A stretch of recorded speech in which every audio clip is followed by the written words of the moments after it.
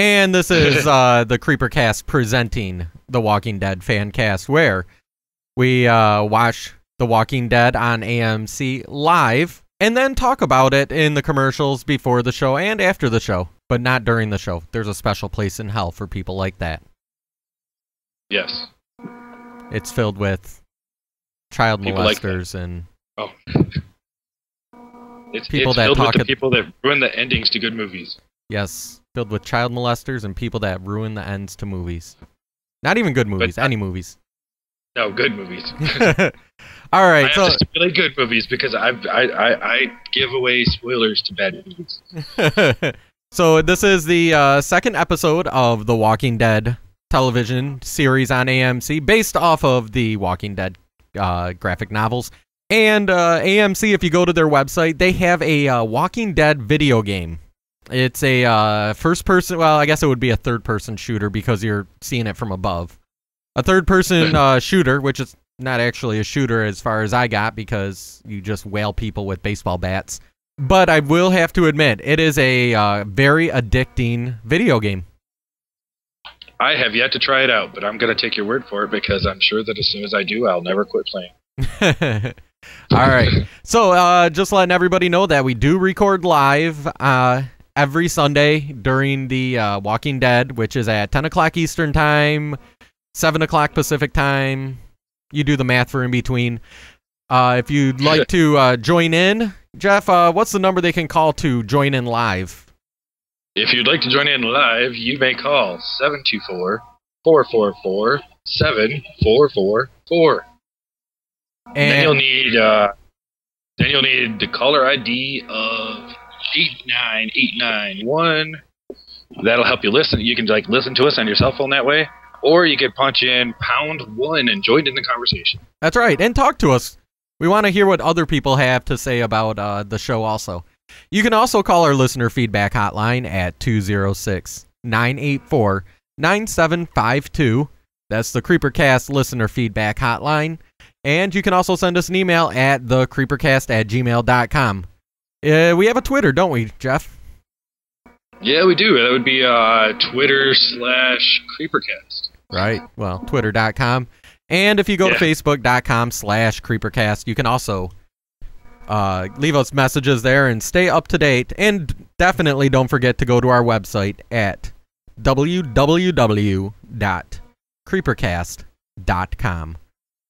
Which is getting cooler and cooler every day. It is. You know, we're both putting stuff up there. We've got film reviews from Jeff. We've got my pseudo reviews that I put up there. I'm not much of a writer, but I put stuff up there. We've got news coming in from other sources. You know, it's like one-stop shopping right there. Plus, you know, there's links to some of the movies that we talk about, the TV shows that we talk about, that you can order them through Amazon right from our website. And actually, a part of that goes to helping the Creepercast. And if you like the Creepercast, then go ahead, and you like these movies, you're going to buy the movies anyway, so... Right.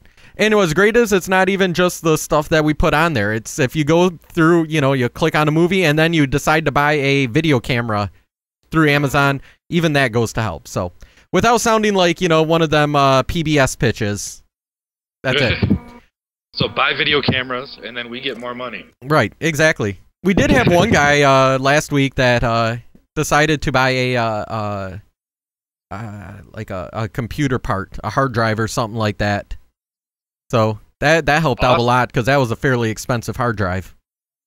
Yeah, I kind of wish we kind of knew who these people were too, though, because I mean, it's kind of, I don't know, I feel it's kind of rude that we would know what they're purchasing and everything, but it'd be nice to know who's doing it through our site so we can thank them for, you know, they're also helping us in the process, you know. Kind of. I kind of like the anonymity to it too, you know. I mean, if I was doing that, I wouldn't want them knowing, you know, that I'm, you know, especially if I'm going on there purchasing, like, you know, stuff from the sex shop or something. Yeah, that's right. From that standpoint, I don't know. I just think it'd be nice to give some notoriety to the people that are kicking in. Right. But yeah, this is something they're going to buy anyway. So. Right. Even if it's from the sex shop. All right, tonight's episode. Well, yeah, let's talk a little bit about last week's episode. Last week's episode had the largest debut in AMC history. which is pretty good, I would say. Yeah. I mean, when you figure, they've got 2 shows that are just raking in the viewers. I mean, Mad Men and Breaking Bad are just, taking AMC by storm, taking cable television by storm. Right, and with that, we got both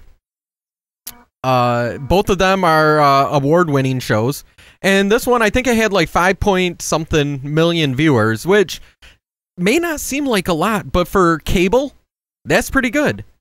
If you're talking broadcast and you're talking like American Idol or something, yeah, they get like 14 or 15 million viewers an episode on the small end. But but for a cable show, being in the 5s, if you're above the 2 for a cable show, you're doing pretty good. Yeah, I would imagine so. I mean, it's strange to believe that there might be people out there who don't actually have cable, but they are. So it's good to see. It's good to see that most of the ones that do, or that there are so many that do, that are watching this show. I mean, it's definitely a big coup for zombies and horror.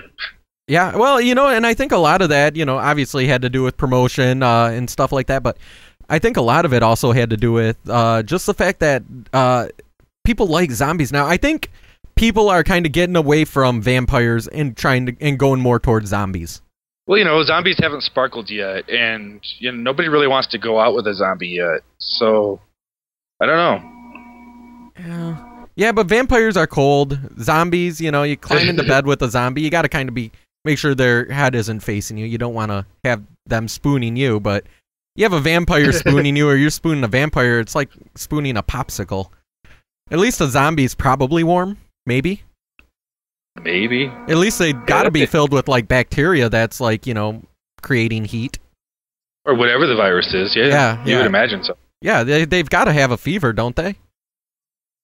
You would think, well, based on some of the movies, yeah, like 28 Days Later, it really is just a virus that overtakes their system. So, Yeah. All right. Totally possible.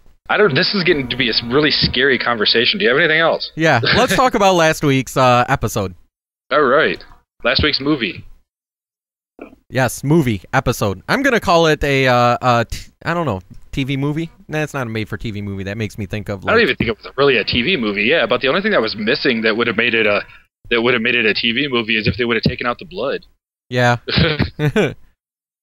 So anyway, recap from last week. What happened? Oh, a lot of stuff happened. But the most important thing is we were introduced to the most important character so far, Sheriff Deputy Rick Grimes, who wakes up in the hospital after being shot to find his town overrun by flesh-eating zombies. That's the gist of it right there. That is. Another part of that is that he wakes up in the hospital a la 28 Days Later, which a lot of people had problems with, and I was kind of one of them, but I'm past that. And his family is gone. Now, for the first part of the episode, we didn't know if his family was dead or alive, and if he was going on a wild goose chase. Well, we find out near the end that they're alive. And they've got kind of their own protector, who was not only alive,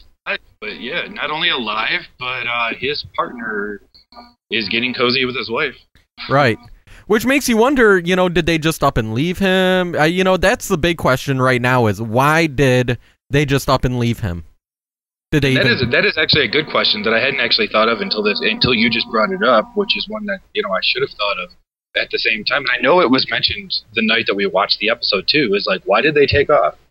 Obviously the town was so overrun that they felt the need to leave, but did nobody know that he was still alive and just in a catatonic state or what? Well, yeah, didn't they even just check on him? Hey, maybe we should go check on Rick. Let's see how he's doing. Yeah. It's kind of like they bailed, and at the same, so we're kind of like stuck in this position where, well, we know there's something shady about the partner because, of how quickly he moved in on the wife. But then we're wondering what the wife's motivation is.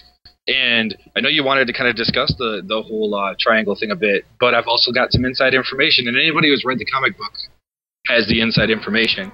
But, within the next couple of episodes, we might see an interesting thing that we didn't expect to happen. I mean, what we were talking about before is we were looking at the love triangle as a possible...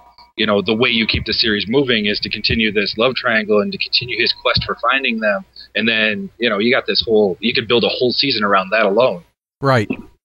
But from what I understand, this love triangle might not last more than a couple episodes. Okay. Well, then, of course, as he's trying to go and get to the his family, you know, he's told that, of course, there's always a big base, you know, big military base that everybody can go to for sanctuary. And this one, for some reason, is in the middle of Atlanta, which doesn't seem like a smart place to put a base. But oh well. Anyway, well, you would think every big city in every state in the country probably is that city, you know, that mecca that's supposed to be the big military base of where people can be safe. You know, I'll tell you right now, I would never run to Detroit. Whether there was zombies or not, I would not run to Detroit. Well, there's the whole thing of even surviving getting into Detroit, and has nothing to do with the zombies. I mean,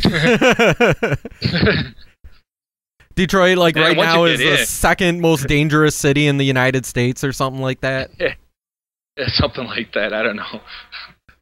But yeah, I hear you. I don't think that'd be the place to run. See, I personally think the country is probably the best route. But yeah, that's where I would go. I would go, you know, away from populations, where the chances of running into zombies is less and less and less. Like, let's go up into, like, you know, into Canada, like the northern parts of Canada, where there isn't people for miles. And I've heard people contemplate those types of stories. Actually, there was a radio show out of Portland there that discussed the going up into the Washington area, and up into that, or beyond Washington, actually up into that Canadian area. I can't remember what it's called. That's how good I am in geography. But Vancouver. Yeah, there you go. Up into Vancouver and such. Because, yeah, I mean, if they're dead, then they're already stiff and everything. And the more they go into a cold, winterous area where things freeze, what are they going to do? They're going to freeze even faster than normal people would. So it would probably be safer there, because then you have that, you know, the cold zone between you and the dead. Personally, I think I'd be trying to get to Alcatraz. You know, not only do you have an island, but then you've got a nice big fort inside. And it's surrounded by sharks. Although then I wonder if they bite them, if the sharks bite and eat the zombies, if they'd become zombie sharks. Well, you know, so far we haven't really seen any of that in any of the movies that have become the zombie movies that have become the ones to look to for zombie information. We don't really see that. I mean, if you go into the Return of the Living Dead type stuff, then you're getting silly with the zombie, you know, with the half zombie dog and such. Right, so, yeah.